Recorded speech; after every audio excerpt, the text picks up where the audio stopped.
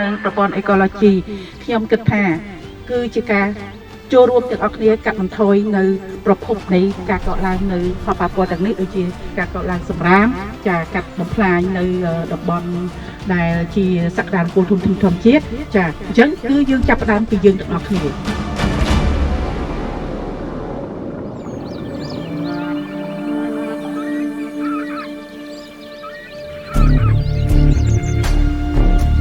ពីមុនគឺទន្លេរបស់មីងគឺស្រស់ស្រាយមានធនធានជីវៈចម្រុះនៅតាមដងទន្លេនៅតាមដងកោះតែឥឡូវវាបាត់បង់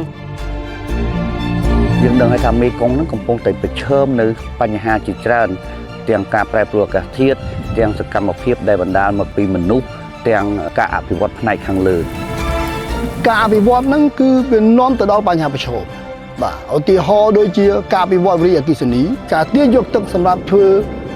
ស្រោចស្រពធ្វើធារាសាស្ត្រកាលណាយើងទាញទឹកច្រើនពេកវាធ្វើឲ្យមានកង្វះទឹកនៅក្នុងទន្លេមេគង្គដែលធ្វើឲ្យកម្រិតកម្ពស់ទឹកឬក៏របបលំហូរទឹកឬលំនាំនៃការហូរទៅតាមរដូវកាលវាប្រែប្រួលគឺរាប់តាំងពីត្រី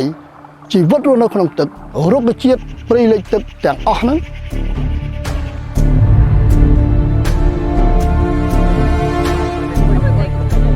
ក្រសួងបរិស្ថានម្នាក់ឯងគឺមិនអាចដោះស្រាយបានទេគឺទាមទារនឹងមានការចូលរួមគ្រប់ភាគីពាក់ព័ន្ធទាំងអស់ចាទាំងវិស័យសាធារណៈទាំងវិស័យឯកជននិងសង្គមស៊ីវិលមនុស្សដែលសំខាន់ដែលត្រូវចូលរួមយើងត្រូវគិតថាប្រជាសហគមន៍ក៏ជាផ្នែកមួយដែលជួយថែរក្សាបាននៅធនធានធម្មជាតិជាពិសេសទន្លេរបស់យើងយុវជនរបស់យើងត្រូវតែចូលរួមយ៉ាងសកម្មចាប់ផ្ដើមពីយុវជនខ្លួនឯង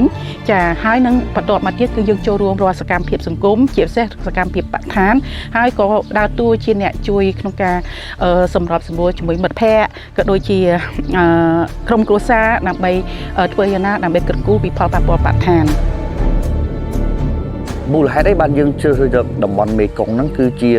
ទីកន្លែងនៅក្នុងការបោះជំរំក៏ដូចជារៀបចំព្រឹត្តិការណ៍ទិវាបុណ្យទន្លេឆ្នាំ2025ហ្នឹងគឺទី1ដើម្បីលើកកម្ពស់ចំណេះដឹងដល់សាធារណជនជាពិសេសយុវជនអំពីសារៈសំខាន់នៃទន្លេមានសុខភាពល្អតើវាមានសារៈសំខាន់យ៉ាងម៉េចសម្រាប់ប្រព័ន្ធអេកូឡូស៊ីសម្រាប់ប្រជាពលរដ្ឋមូលដ្ឋានសម្រាប់រក្សានៅប្រពៃណីវប្បធម៌របស់ប្រជាពលរដ្ឋមូលដ្ឋានហើយចំណុចទី2នេះគឺដើម្បីផ្សារភ្ជាប់ទំនាក់ទំនងរវាងអ្នកពាក់ព័ន្ធជាពិសេសស្ថាប័នរដ្ឋាភិបាលនិងយុវជនដើម្បីឲ្យឃើញដោយផ្ទាល់អំពីសារៈសំខាន់នៃទន្លេសម្រាប់ការរស់នៅរបស់ប្រជាពលរដ្ឋមូលដ្ឋានក៏ដូចជាប្រព័ន្ធអេកូឡូស៊ីនៅក្នុងទន្លេហើយចំណុចទី3នេះគឺយើងចង់ផ្សព្វផ្សាយឲ្យកាន់តែទូលំទូលាយអំពីតំបន់អេកូទេសចរកោះហានដើម្បីទាក់ទាញភ្ញៀវទេសចរទាំងជាតិអន្តរជាតិដើម្បីចូលមកទេសនានៅក្នុងតំបន់នេះដើម្បីបានជាប្រយោជន៍ដល់ប្រជាពលរដ្ឋមូលដ្ឋាននៅទីនេះ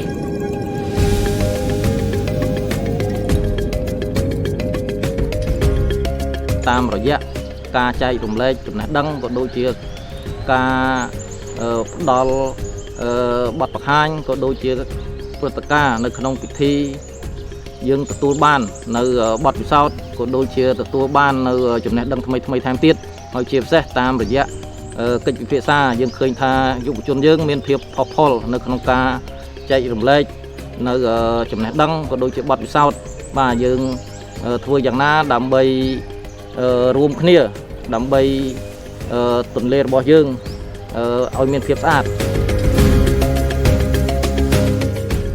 ខ្ញុំនឹងប្រើប្រាស់ការចែករំលែករបស់ពួកគាត់នេះដើម្បីចែករំលែកបន្តទៅដល់យុវជនដែលសិក្សានៅរាជធានីភ្នំពេញក៏ដូចជាអ្នកនៅជុំវិញខ្លួនរបស់នាងខ្ញុំឲ្យយល់ដឹងបន្ថែមពីតំបន់រ៉ាំសាននៅខេត្តស្ទឹងត្រែងដ៏មានតម្លៃមួយនេះ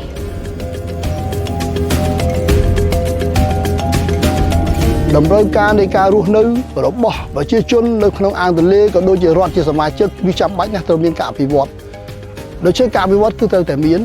គឺមិនអាចជៀសបានទេក៏ប៉ុន្តែអ្វីដែលសំខាន់គឺយើងត្រូវតែធានាយើងត្រូវតែខិតខំធ្វើកិច្ចការយ៉ាងណាដើម្បីធានាឲ្យបាននៅការរក្សានៅតុល្យភាពរវាងការអភិវឌ្ឍនិងការអភិរក្សទន្លេរបស់យើងអនាគតរបស់យើងហើយអ្វីសំខាន់យើងចង់ឲ្យទន្លេហ្នឹងគាត់ហូរតាមបែបធម្មជាតិចាឲ្យទាំងអស់គ្នាចូលរួមទាំងអស់គ្នាគឺដើម្បីអនាគតរបស់យើងហើយក៏ដើម្បីមនុស្សជំនាន់ក្រោយរបស់យើងគឺចង់ឲ្យទាក់ទាញអារម្មណ៍ចូលរួមការពារទន្លេជាធំមែនទែន